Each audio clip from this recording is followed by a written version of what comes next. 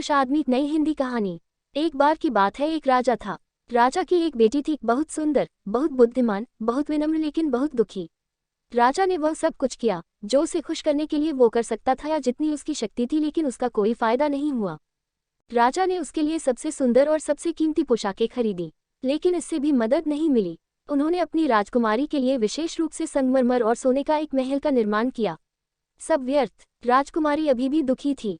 दुखी राजा ने अपने राज्य में करों टैक्स को बढ़ाया और उसके लिए नए उपहार खरीदे।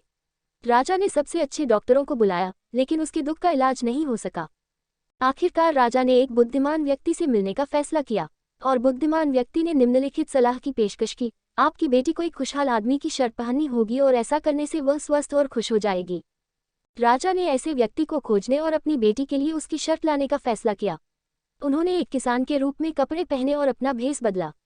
उन्होंने एक हफ्ते, एक महीने तक यात्रा की और फिर भी कोई नहीं मिला। सभी लोग चिंतित या दुखी थे या दोनों। राजा हार मानने वाला था। एक दिन एक खेत में टहलते हुए उसने देखा कि किसान गेहूं की कटाई कर रहे हैं। सूरज चमक रहा था और शायद इसीलिए उन्होंने शर्ट नहीं पहनी थी। दोपहर करीब आ रही थी। युवा लोग सूर्य से बचने के लिए पेड़ की छाया में आए, पानी पिया और आराम किया। युवक बात कर रहे थे और जोर से हंस रहे थे। उनमें से एक विशेष रूप से खुश दिख रहा था। क्या तुम खुश हो? हाँ, मैं आपको मुमांगी कीमत दूंगा अगर आप मुझे अपनी शर्ट बेचो तो, राजा ने कहा। लेकिन मेरे पास शर्ट नहीं है, उस युवा ने कहा। हमारे राजा ने नए करों टैक्स की शुरुआत की तो मैंने अपनी आखिरी शर्ट बेच दी ताकि मैं वो के भर सकूं।